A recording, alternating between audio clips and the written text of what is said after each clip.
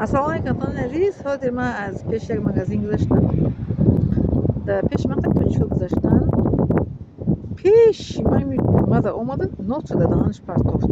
میگن که آدم چه رو برای که میزنه. همین بوی نوت به تکی بینیم گذاشت و گفتم در اینجا نوت هایی که جا میفته باشن اینو. همین نوت داداش که فقط از بوی نوت در بینیم اومد بفهمیم که نوت کشیدگانی. خب من نگاه نکردم و همین دیدنش پیش من قد گذاشت نوت داداش پرسته. همین نوت سیگارت همین چیزا در دین اسلام بینن چه خیلی آدم چی میشه ناراحت میشه. بینه که هر آنچه که ناراحت میکنه انسان همون را اسلام من کرده است. بینه بوی عرق چقدر بوی بی‌زیب داره، نه اهمیتی. بوی عرق، بوی نود، بوی سیگارت خیلی آدم ناراحت میکنه. همین چیزی که میشه تو در حد پیغمبر صلی الله وقتی که چیزناک یا پیاز خورده باشه پیاز خام به مسجد حاضر نشه گفتگی، برای که در صف نماز میستن همون یک مثلا نفس میکشه یا که اقصا میزنه یا که سلفه میزنه بوی همون سیگارت چی میگن پیاز سیر پیاز یا که بوی پیاز خام یا که ناز کشیدگی باشه دارش آب گردون کده آمده نماز خواهی یا که سیگارت کشیدگی باشه بوش آدم ناراحت میکنه. این چیزا را اسلام من کرده که مسجد که آمدن دهان بوی غیر دهان اختار نکنه. برای همین این بینید که چقدر دینی ما دینی پاک است، دینی ما دینی چه است، دینی توزه پرستی است. یکو پاکیزگی یکش وی است، قسمی از ایمان است. نظافت شطر میشه شطوری من توزگی از یک از چیزهای قسم ایمان است.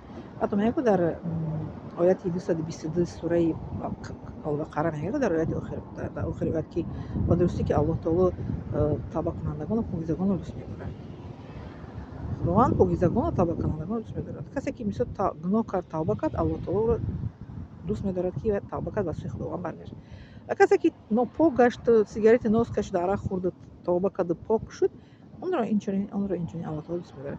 اون کسانی که تازه می‌گردن تماما عرق سیگارت مثل استفاده نمیبرند نمی‌نوشند نمی‌کشند یا که مثل که در راه الله تعالی آنها را الله تعالی اینچنین پاکیزگان رو دوست می‌دارد. پاکیزگان کسایی که پاکیزه می‌گردند مثل که با کسی با بو با چی میگن افلاسی خودشون کسی دیگر رو آزار نمی‌دهند. الله تعالی این گونه بندگان رو دوست می‌دارد. در آیات قرآن بینه که ما را قرآن آیات‌های قرآنی چه خبر می‌دهد که چگونه باید باشیم. میگه یک بوی نوز پیش بینی من گذاشت که من موفق شو تصور میکنه که وقتی آدم مثل خودش اگر نوز کشد که چقدر فور نمیشه سلامتیش دست میدهد. نوز کشیدن با چی میشه؟ سبب سرطان زبان، دندان، دهان، سرطان دهان چی میشه؟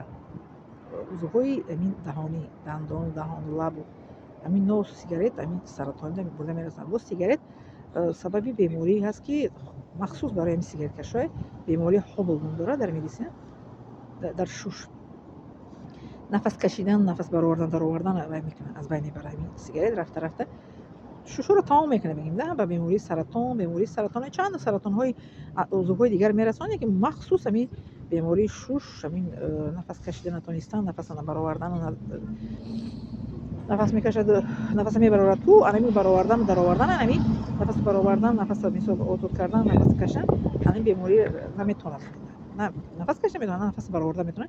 این بیماری حبل داره خیلی حبل همین مخصوص برای سیگارت کشا است. مخصوص بیماری کسایی که چند سال است چی میگن وای دارد تجربه استاژ سیگارت کشی دارد 10 سال 15 سال. خب برای شما گفتم همتون است که دین اسلام دینی پاکیزه پرستی است و دین یک پرستی است. پرستی کسی که خیر کار کرد میتونه اولاد برمیگردد توبه میکند الله تعالی توبه کنندگان و پاکیزگان رو دوست می‌دارد. در آیه 22 سوره البقره در آیه آخر آیه میفرماید و پاکیزگان مثل پاکیزه باید باشند. بله خب همین به شما رسانده بودم.